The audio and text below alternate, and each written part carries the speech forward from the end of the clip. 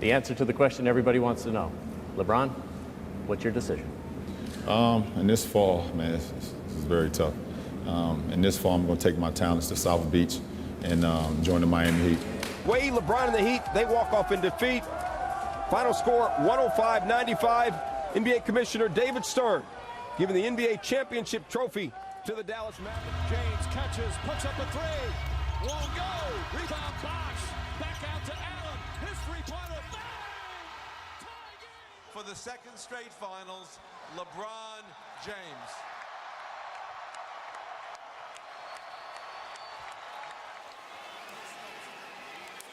And the final seconds set to tick off. San Antonio is back on top once again.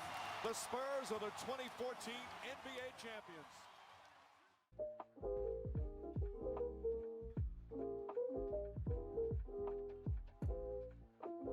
The Miami Heat are one of the most influential teams in NBA history. They had everything from moments to win streaks to talent to accolades and even 2 championships.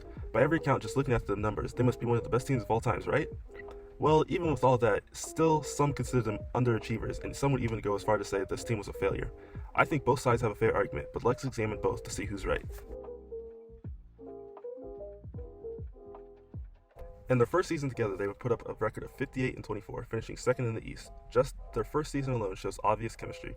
They would steamroll through the playoffs, defeating the 76ers, Celtics, and Bucks in 5-game series each, to meet the Dallas Mavericks in the NBA Finals. I don't need to go over what happens in the series because it's been talked about to death every single day, but the main point is the Heat lost in 6, with LeBron having one of his worst playoff performances to this date.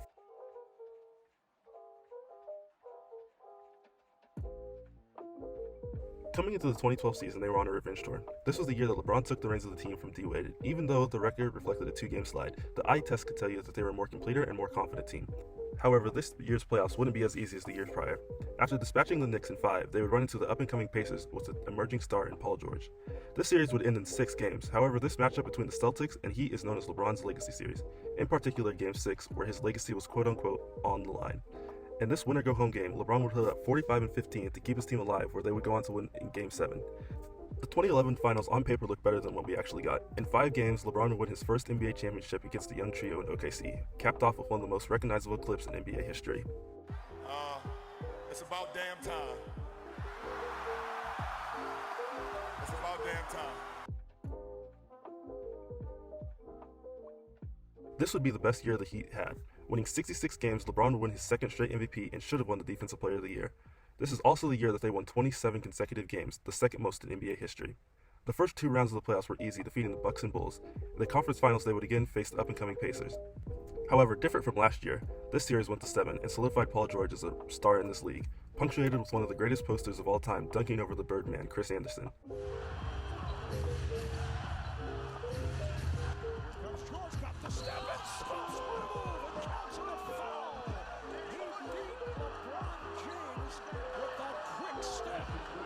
After that series, they were on to the finals to face the San Antonio Spurs, which went to 7 games, ending the Heat winning back-to-back championships. I skipped over a certain moment, but we'll get to that. In 2014, the cracks were beginning to show. With an injured Bosh and aging Dywane Wade, the writing was on the wall of this being their last run. Still, even with all the setbacks, they were able to capture the second seed, where again they had a cakewalk through the first 2 rounds, facing the Bobcats and the Nets. For the 3rd straight year, they would meet the Pacers. This one went to 6, just like 2012, but you should know the outcome of this series. Coming into the finals with an aging Dywane Wade and virtually no quality bench players, the Spurs would be able to complete their revenge tour, smashing the Heat in 5 games. This would be the last game the trio ever played together, and that summer, LeBron would make his hero's return back to Cleveland. The Miami Heat in their 4 seasons won 72% of their games and made it to the finals every year. Multiple MVPs, All-Stars, All-NBA honors, but only winning 2 out of 4 championships will forever be a blemish on their record. Another factor is they can't even be argued as the most dominant team of the decade because Golden State went to 5 championships and won 3. If you count this year, they won 4 in 8 years. However, I don't think numbers in a brief history really give a clear picture of deciding if this team was a failure or not. The moments, impacts, and ways they changed team building is their true claim to being one of the greatest teams of all time. The reason people don't think of this team as a failure is because of the images and clips that are stuck in our mind. These moments happened even before they played their first game together. For one of these moments, let's go back to the first one, July 8th, 2010. This moment would change the course of NBA history forever. After losing to the Celtics the previous years, the NBA's next chosen one was to announce its free agency choice in front of the world on ESPN. Let's pause right there. Do you understand what I just said? A player is live broadcasting his free agency choices live on a TV special. No Woj or sham bombs. Imagine if KD did this when he went to the Warriors. Now, let's look to see what LeBron chooses. Biting their nails, so I guess it's time for them to stop chewing. The answer to the question everybody wants to know.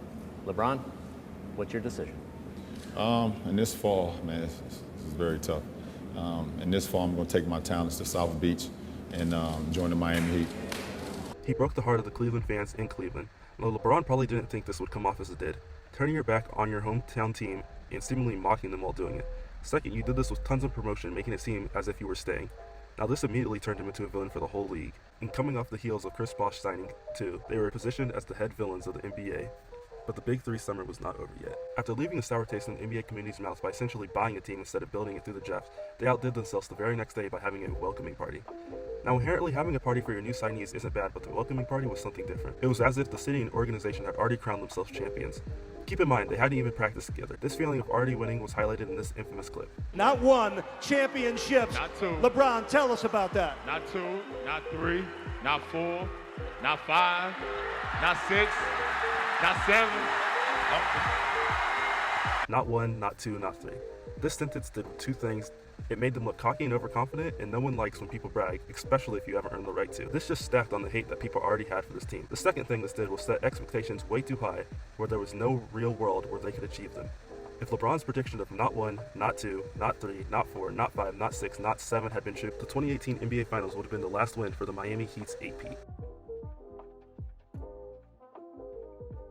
Those were two moments that had nothing to do with on-court competition, that are cemented in every NBA fan's mind. It doesn't matter how good the teams are, it matters about the moments that you remember. If you ask someone which team is better, they usually choose the team with the most moments and highlights they can think of.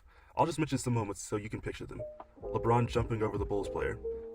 In a different way to score, coming off baseline straight. Oh, he does it again.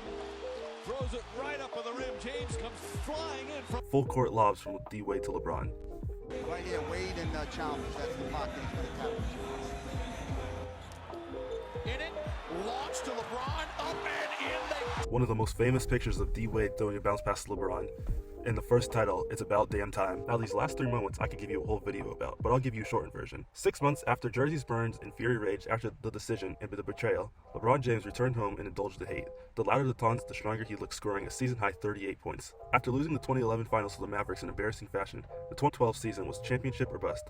The team losing 2 years in a row would be the end of this team. The situation was looking probable as the Celtics were up 3-2 with a game at home. LeBron would have one of the greatest playoff performances ever, 45-15, sending them to a Game 7. Now you're thinking, what moment could top these two? James catches, puts up a three. Won't go. Rebound Bosh. Back out to Allen. His three-pointer.